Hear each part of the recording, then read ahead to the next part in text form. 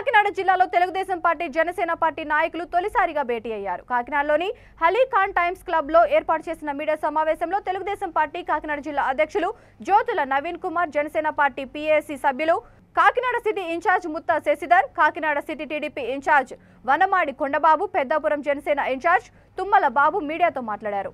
ఈ నెల 29వ తేదీన మధ్యాహ్నం 3 గంటలకు కాకినాడ నగరంలో టీడీపీ జనసేన పార్టీల సమన్వయ సమావేశం ఏర్పాటు చేసినట్లు తెలిపారు. ఈ సమావేశంలో కార్యాచరణ ప్రణాళికలను రూపొందించడం జరుగుతుందన్నారు.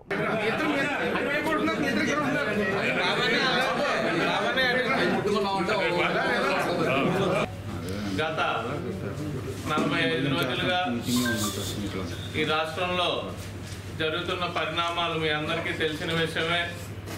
దాంట్లో భాగంగా ముందుగా పవన్ కళ్యాణ్ గారికి మేము ప్రత్యేకంగా ధన్యవాదాలు చెప్పాలి. ఎందుకంటే ఏ నాయకుడైనా ఇబ్బందుల్లో ఉన్నప్పుడు మరొక నాయకుడు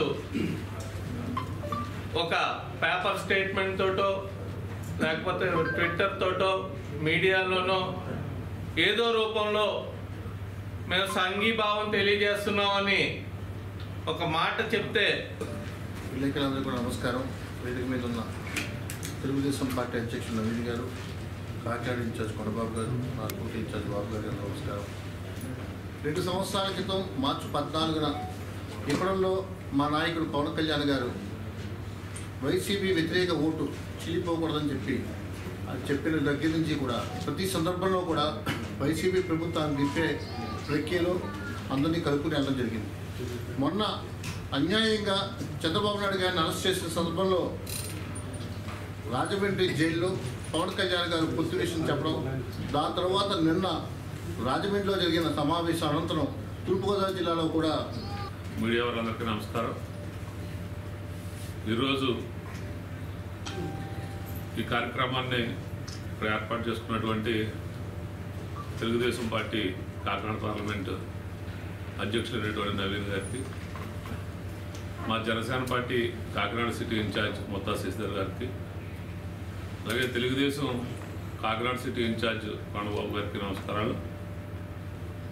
మొట్టమొదటి నుంచి మా జనసేన పార్టీ రాష్ట్ర అధ్యక్షులు, మా అందరికీ ఆరాధ్య నాయకుడైనటువంటి పవన్ కళ్యాణ్ గారు ఏదైతే ఇప్పటో మీటింగ్లో వ్యతిరేక ఓటు చేల్చనివ్వడం, ఈ రాష్ట్రం నుండి వైసీపీ ప్రభుత్వాన్ని పాలద్రోడటమే ఇప్పుడున్నటువంటి కర్తవ్యం అని చెప్పి, దానికి కారణం ఈ రాష్ట్రంలో ఉన్నటువంటి ఇప్పుడేమో నవీన్ గారు, అదేవిధంగా శశిధర్ గారు, బాబు గారు కూడా అన్ని విషయాలు చెప్పడం జరిగింది. మీ అందరికీ తెలుసు, ఈ రాష్ట్రంలో ఒక దుర్మార్గుడు పాలన నడుస్తుంది. గతంలో రామాయణంలో పరిపాలన రామాయణం గురించి తెలిసినప్పుడు రాక్షసుల గురించి చెప్పుకున్నారు. ఆ యుగంలో, ఈ యుగంలో రాక్షసుడు జగన్మోహన్ రెడ్డి అని చెప్పుకుంటున్నారు అందరూ, ఇప్పుడున్న పిల్లలకి కానీ ఇప్పుడున్న తరానికి.